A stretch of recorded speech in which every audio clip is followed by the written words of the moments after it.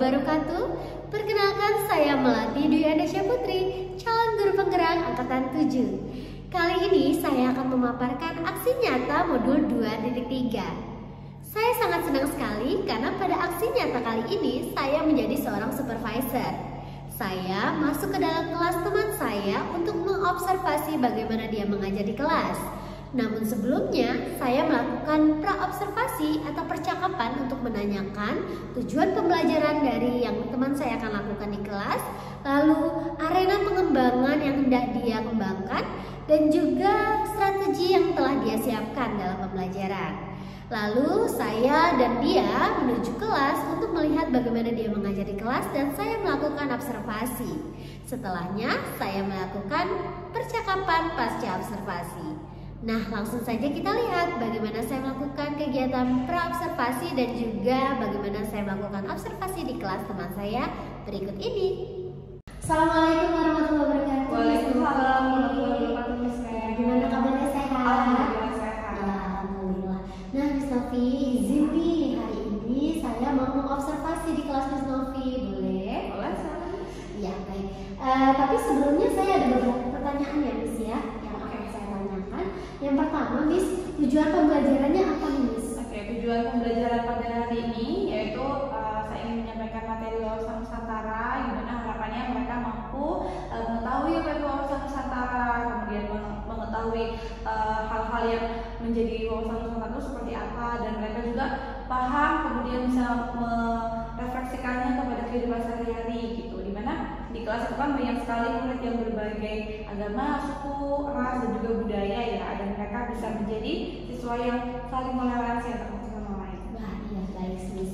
Nah, selanjutnya, Miss, area pengembangan yang hendak dicapai apa nih, Miss? Iya, jadi area pengembangannya tentunya saya ingin murid ini belajar dengan nyaman, kemudian menggunakan waktu yang efektif, dan tentunya juga berdiferensiasi nih, Miss. Karena di dalam kelas nanti saya akan membentuk sebuah kelompok sesuai dengan minat mereka, menggunakan metode yang sesuai dengan minatnya mereka pula.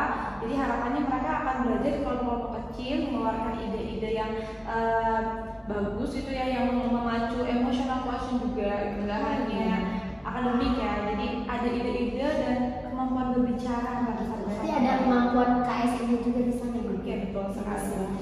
Oke, kemampuannya bisa berelasi seperti itu mungkin? Ya, benar, bisa berelasi antara satu dengan yang lain di dalam kelompok itu. Oh iya, baik, Miss.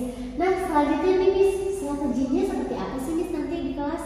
Oke, strateginya yang pertama saya akan menyampaikan materinya dulu. Saya akan memberikan konsepnya terlebih dahulu, lalu apa yang akan kita bahas di dalam kegiatan intinya nanti. Di mana nanti di dalam kegiatan inti saya akan membentuk kelompok kecil, tentunya berdiferensiasiannya sesuai dengan minatnya mereka. Kemudian di dalamnya juga kita akan membahas berbagai topik yang berbeda dengan satu yang lain, dan di situ juga saya akan menilai mereka berdasarkan progres gitu, Miss. Karena biasanya tugas project itu tidak selesai dalam sehari ya, tapi tetap akan saya memberikan refleksi atau penilaian sesuai dengan progres yang dicapai. Baik, Miss, terima kasih ya, Miss. Yuk kita langsung ke kelas kalau gitu ya, Miss. Assalamualaikum warahmatullahi wabarakatuh. Waalaikumsalam warahmatullahi wabarakatuh. Ya, selamat pagi semuanya. Pagi. Oke, hari ini pelajaran pendidikan kewarganegaraan akan diobservasi oleh Miss Melati. Benar ya, Miss Melati ya? Nah, sebelum kita mulai pelajaran pada hari ini, terlebih dahulu kita mari berdoa, dan silakan nanti dipimpin oleh ketua kelasnya. Ketua kelasnya siapa nih? Oh, Ferdi. Silakan Ferdi. Before we study, let's pray together. Pray to begin.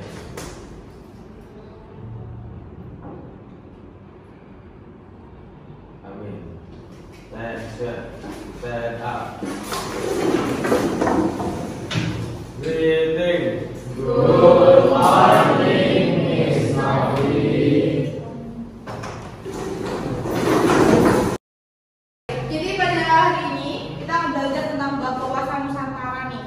Jadi wawasan Nusantara itu bertujuan untuk menambah wawasan kalian terkait dengan geostrategi dan juga geopolitik yang ada di Indonesia.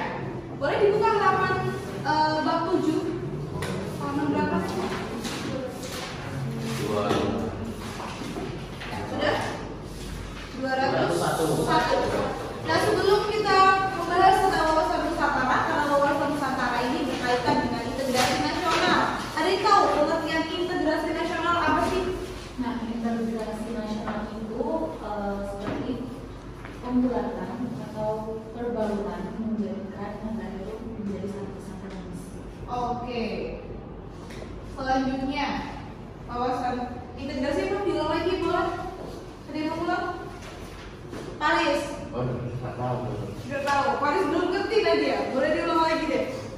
Jadi, integrasi nasional itu seperti perbaruan atau pembulatan diambil dari kata integrate dan nasional.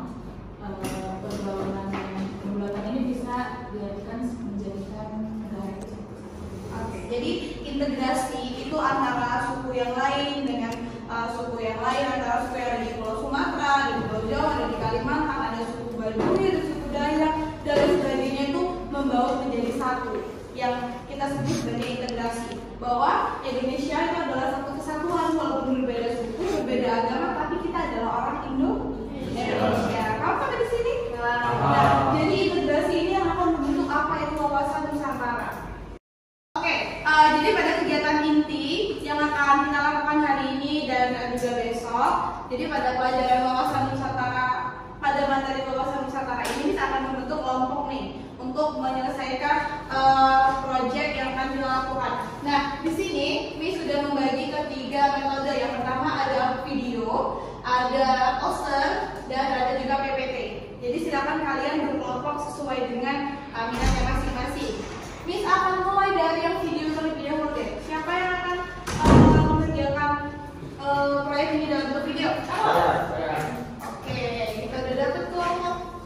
Video yang pertama ada Natisha, yang kedua Nia, Novel, Marcel, dan Ferdi. Satu lagi ada Farid. Oke, ini kalian akan mengerjakan proyek wawasan Nusantara ini dalam bentuk video. Nanti temanya apa akan dibagi. Oke. Dan selanjutnya PPT dulu deh. PPT siapa? Iya, PPT. PPT jadi ada Nadia, Enzi, dan Ingedi. Yang terakhir poster. Ya, poster ada 4 cowok. Bayu. Siapa lagi? Rizky, Mike, dan Fatia. Oke. Nah, silakan dilihat untuk kelompoknya. Di sini kalian boleh bergabung dengan timnya masing-masing. Untuk tim yang video, kalian akan mengerjakan, silakan cari 20 bahasa daerah yang ada di Indonesia. Kemudian kalian praktekkan masing-masing. Oke. Kalau misalnya Ferdi mau pakai bahasa Batak, silakan kamu berbicara atau bernyanyi pakai bahasa Batak. Karena itu bagian dari wawasan Nusantara. Paham? Oke, semuanya karena waktu sudah habis. Untuk tugas yang sudah kalian kerjakan, boleh habis langsung dikumpul dan bisa akan menilai progresnya terlebih dahulu. Kemudian kalian bisa melanjutkan bagian part yang belum selesai. Jadi pertemuan minggu depan kita langsung presentasi, setiap kelompok maju ke depan dan menjelaskan hasil dari tugas yang dikerjakan, gitu ya? Oke, pada hari ini kita belajar apa? Wawasan Nusantara. Gimana perasaan kalian hari ini? Sejauh ini salah? Bisa dimengerti ya? Oke, terima kasih semuanya. Wassalamualaikum warahmatullahi wabarakatuh. Demikianlah bagaimana saya melakukan kegiatan praobservasi dan juga observasi di dalam kelas. Setelah melakukan observasi, saya menemukan bahwa teman saya telah melaksanakan apa yang telah dia rencanakan. Dia juga telah memfasilitasi murid-murid belajar dengan nyaman, lalu melakukan proses pembelajaran yang efektif, dimulai dengan kegiatan awal, kegiatan inti, dan kegiatan penutup. Selanjutnya ada refleksi juga pada kegiatan penutup. Lalu dia juga telah melaksanakan pembelajaran berdiferensiasi dan membuat kelompok-kelompok kecil. Selanjutnya menanamkan KSG seperti kesadaran diri dan juga kemampuan berelasi. Namun saya masih melihat bahwa beberapa anak masih kurang termotivasi saat kegiatan inti, yaitu berdiskusi dan juga tidak mau memberikan pendapatnya ya, pada saat kegiatan diskusi. Jadi masih pasif. Selanjutnya saya juga melihat bahwa ini menjadi suatu masalah di dalam kelasnya Ibu Novi. Nah, selanjutnya saya menyarankan juga untuk mengadakan kegiatan awal berupa pembuatan kesepakatan kelas untuk menanamkan budaya positif ke anak-anak. Demikianlah apa yang sudah saya dapatkan setelah saya melakukan observasi, dan berikut adalah percakapan pasca observasi yang saya lakukan bersama rekan sejawat saya. Wah, Miss Novi, alhamdulillah ya sudah selesai ya. Alhamdulillah, tadi proses pembelajaran sudah selesai, Miss, dan ya sudah seperti yang Miss observasi tadi ya. Iya. Baik, Miss. Nah, setelah kita melakukan observasi, tadi saya melakukan observasi ya di kelas Miss Novi ya. Kira-kira refleksinya bagaimana nih, Miss, pembelajaran hari ini? Oke, pembelajaran hari ini berjalan cukup efektif, Miss, gitu, dan anak-anak juga tadi secara umum saya lihat sudah berpartisipasi ya, sudah mengeluarkan ide-idenya kayak gitu, dan mereka juga sudah menerapkan pembelajaran efektif, kemudian pembelajaran berdiferensiasi seperti itu, sesuai dengan minat dan keinginan mereka, pakai cara yang mana gitu. Oh begitu, wah bagus sekali ya Miss ya. Lalu Miss, apakah ada masalah atau mungkin yang ingin ditingkatkan ke depannya? Untuk masalah, tadi saya lihat di kelompok kecil tadi ya, ada beberapa siswa yang di sekitar menit ke-15 ke atas itu mulai ada yang diam gitu, ada yang main sendiri gambar-gambar gitu, ada yang juga ngobrol sama temennya gitu, dan saya rasa itu jadi masalah gitu ya untuk saya gitu. Kenapa kok dia ini tidak aktif di dalam timnya gitu, sedangkan yang lain menyelesaikan si project ini dengan berbagai ide gitu, tapi dia ini diam gitu, atau juga dia malah mengerjakan yang lain gitu. Oh gitu, wah gimana nih Miss kalau kita melakukan praktik coaching? Boleh juga Miss, kayaknya aku belum pernah deh ya. Ya boleh ya Miss. Jadi coaching ini saya akan membantu Miss menyelesaikan masalah Miss, tapi dengan mengembangkan potensi yang Miss punya sebenarnya begitu. Oke, kita coba ya Miss ya. Oke, nah kira-kira nih tujuan kita mau ngobrol ini apa nih Miss? Tujuan pembicaraan kita? Tujuannya lebih saya bisa mengetahui gitu ya, mungkin dari Bismil saya diobservasi Bismil itu saya bisa tahu, oh kalau masalah seperti ini saya harus ngapain sih gitu. Jadi agar pembelajaran di kelasnya juga lebih efektif nih gitu, dan anak-anak juga nyaman dan juga mereka mendapatkan ilmu-ilmunya gitu. Oke, berarti agar pembelajarannya lebih efektif, anak-anak nyaman begitu ya Bu ya Miss ya. Nah selanjutnya nih Miss, kenapa sih anak-anak itu merasa tadi kan dikatakan bahwa anak-anak itu kurang nyaman di kelas, ada yang sibuk sendiri begitu ya Miss ya. Apa sih yang menyebabkan mereka seperti itu pada saat belajar? Kalau yang saya lihat biasanya anak yang tidak mau mengeluarkan idenya atau tidak mau berbicara itu anak-anak yang diam gitu, memang punya basic anaknya pendiam gitu. Dan kalau yang lain-lain itu lebih kayak terlalu aktif, jadi dia malah memiliki ide yang lain tapi di luar dari materi yang sudah dibahas gitu. Yang ujungnya malah mereka tuh ketawa-ketawa sendiri, terus latihan sendiri. Nah itu yang menjadi PR untuk saya gitu. Oh begitu, iya ya. Jadi mereka sibuk sendiri, ketawa sendiri. Nah, sedangkan itu dalam situasi yang seperti apa sih Miss pembelajarannya? Itu sedang dalam Kerja situasi kelompok. Oh ya, begitu. saya membuat kelompok kecil gitu. Terus rencananya apa nih Miss? Kita sudah identifikasi ya, jadi sebenarnya mereka itu sibuk sendiri tuh karena mereka punya masalah apa ya? Mereka itu lebih fokus kepada diri mereka sendiri begitu ya. Iya, jadi selanjutnya nih apa rencana Miss ke depan kalau misalnya keadaannya seperti ini? Jadi setelah saya perhatikan gitu, untuk yang anak tidak mau berbicara ini Miss gitu, mungkin dia tuh merasa tidak terlalu dibutuhkan di kelompoknya. Itu kan dari dalam diri ya, berarti dia tidak percaya dengan dirinya kan gitu. Kayaknya saya tuh ingin membagi si project saya ini ke dalam job desk yang lebih detail lagi gitu. Tidak hanya satu tema gitu, tapi tema ini sudah saya pecah-pecah agar si A, si B, si C ini mendapatkan job desknya masing-masing. Yang tujuannya ya peran gitu. Jadi yang saya harapkan ketika saya melakukan hal itu, dia tuh jadi terpancing untuk mencari